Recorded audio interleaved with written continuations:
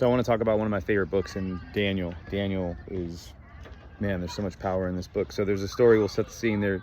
This is maybe 3rd, 5th century BCE. So it's between the era of Nebuchadnezzar, who is the ruler of the Babylonian Empire at its highest. And then you've got in this transitional period between him and King Darius, who is the commander of the Medes and the Persians. He unites all these outside tribes, and they become the Medes, and all these other smaller tribes become the Persian Empire. So Darius is the founder of the Persian Empire. So in the middle of that, you have these 3 men who are what we call Hebrews, Israelites, Jews, however you want to name them. And there's these 3 men, and we know them as Shadrach, Meshach, and Abednego.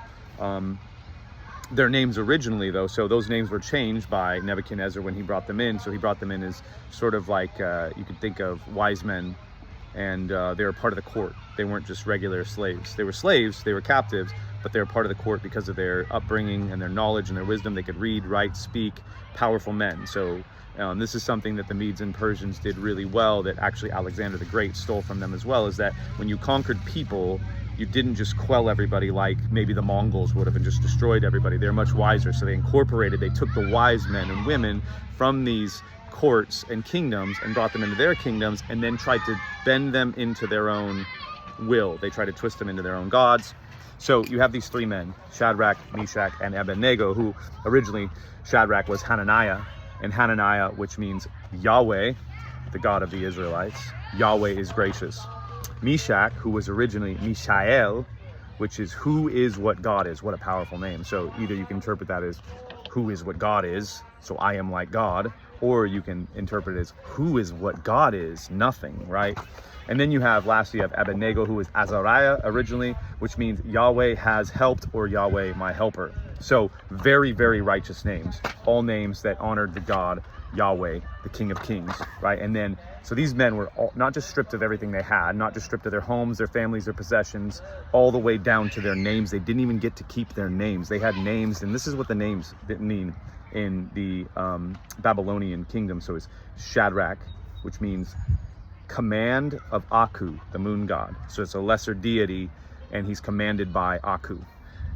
Meshach, who is what Aku is. So they bent his name, who is what God is, and then turned it into who is what Aku is, a lesser deity, the moon god. And then, or the other translation is belonging to Shak, which is a goddess of Babylonian. So he was, again, they were slaves to these lesser gods. And then lastly, Abednego, slave of the god Nabu. Slaves to these lesser Babylonian deities. So that's our story as it's set. And one of the things that's so remarkable about these 3 men is that they never, ever, ever lose faith in their God, even though they're being brainwashed every day with these other deities and other gods. And trust me, there's power there. There's always power in lesser gods. You can find it. If you've ever looked, you'll find it. But I wanted to talk about this one concept, it's like my favorite little passage in the entire Bible of what it means to be a powerful follower of God, Yahweh Most High. It says this.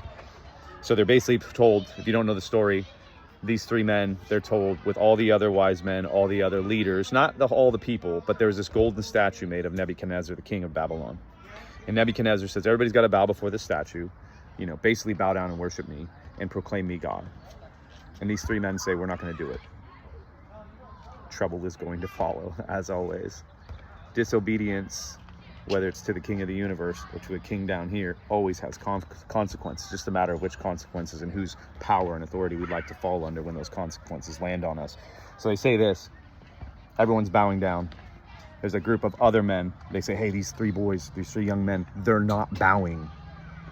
Little tattletales, little narcs to the king. Hey, they're not bowing. The Israelites, the Hebrew boys, they're not bowing. Go get them. So the king Nebuchadnezzar says, I'm going to throw you into the fiery furnace.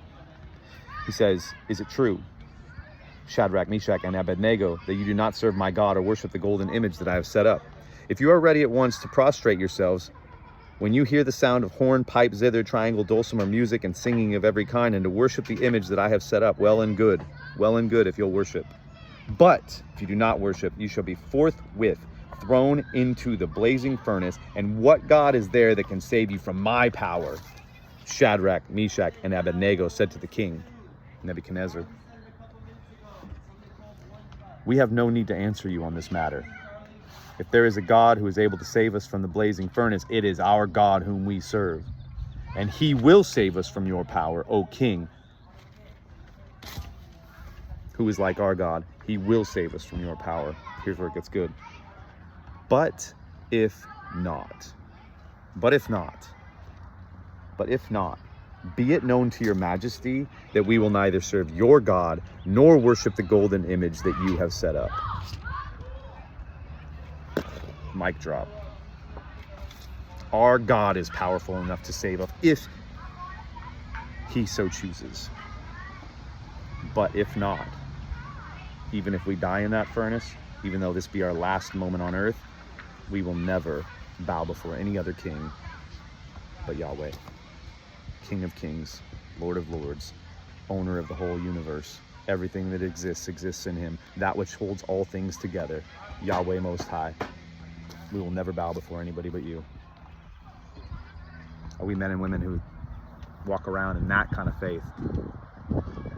We can be. Let's do it.